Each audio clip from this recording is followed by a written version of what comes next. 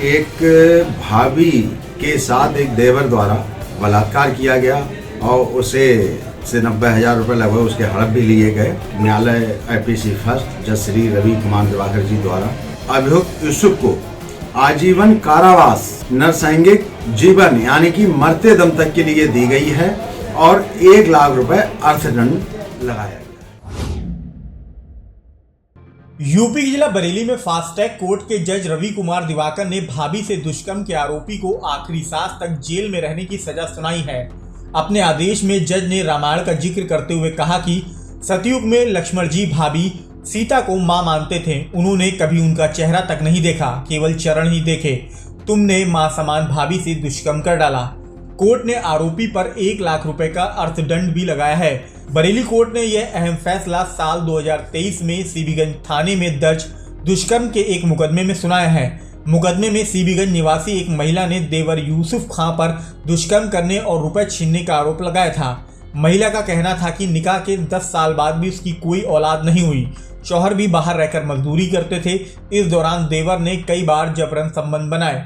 महिला की शिकायत पर पुलिस ने आरोपी यूसुफ को गिरफ्तार कर लिया था। शासकीय अधिवक्ता दिगंबर सिंह के मुताबिक इस केस में 7 लोगों की गवाही हुई। सुनवाई के बाद अपर सत्र न्यायाधीश प्रथम fast track court Ravi Kumar Diwakar ने आरोपी यूसुफ को उम्र कैद की सजा सुनाई और 1 लाख रुपए का जुर्माना डाला है। अपने फैसले में जज ने रामचरितमानस के किष्किंधा कांड का भी जिक्र किया है। जब भगवान राम माता सीता को ढूंढते हुए मलय पर्वत पहुंचते हैं तो वहां सुग्रीव उन्हें माता सीता के कर्णफूल बाजूबंद समेत अन्य आभूषण देते हैं। भगवान राम जब भाई लक्ष्मण से पूछते हैं कि तुम इन गहनों को पहचानते हो तो लक्ष्मण जी रोते हुए कहते हैं कि मैं माता सीता के ना बाजूबंद को पहचानता हूँ और ना ही उनके कर्णफूल यानी कुंडलों को। मैं तो सिर्फ माता सीता के चरणों में रहने वाली पायलों को जानता हूँ। लक्ष्मण जी ने भाभी माता सीता का कभी चेहरा तक नहीं देखा। सतयुग में लक्ष्मण जी का आचरण भाभी सीता के प्रति ऐसा था, लेकिन आरोपी यूसुफ खां ने भाभी से दुष्कर्म कर डाला। यह केस देवर और भाभी यानी घर से संबंधित है। यह बड़ी विडंबना है कि एक महिला अपने घर में भी सुरक्षित नहीं है। उन्होंने आरोपी को अंतिम सांस तक जेल में रहने की सजा सुनाई है। ये मामला 2023 अपराध संख्या है और न्यायालय IPC फर्स्ट जज श्री रवि कुमार दिवाकर जी द्वारा फैसला आज दिया गया है। एक भाभी के साथ एक देवर द्वारा बलात्कार किया गया और उसे 90,000 रुपये लगभग उसके हड़प भी लिए गए और इसी उसमें माननीय न्यायालय द्वारा जज श्री रवि कुमार दिवाकर जी द्वारा किष्किंधा कांड की कुछ पंक्तियों का उल्लेख किया गया है कि एक सतयुग में देवर थे श्री लक्ष्मण जी जो अपनी सीता भाभी को सीता माता कहते थे और जब सीता मैया को रावण उठा के ले जाता है उसके बाद जब सीता मैया की खोज करते हैं तो सुग्रीव द्वारा उनके जो अंगवस्त्र फेंके जाते हैं रास्ते में, उनकी पहचान करने के लिए श्री रामचंद्र भगवान जी कहते हैं कि लक्ष्मण इन्हें पहचानो, ये क्या सीता जी के थे। तो लक्ष्मण जी दुखी मन से रोते हुए कहते हैं कि भैया मैंने आज तक सीता माता का कभी चेहरा ही नहीं देखा, तो मैं उनका बाजू अंग और ये मैं नहीं पहचान सकता।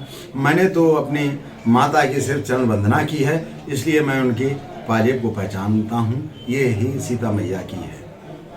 इस तरह से आदेश में उन्होंने दोहा द्वारा अंकित किया है और अभियुक्त यूसुफ को आजीवन कारावास नरसंगिक जीवन यानी कि मरते दम तक के लिए दी गई है और 1 लाख रुपए अर्थदंड लगाया गया है। इसमें अभियोजन के द्वारा 7 गवाह पेश किए गए थे जो पुलिस ऑपरेशन कन्वेक्शन द्वारा ये सब गवाहों को जल्दी जल्दी बुलाया गया।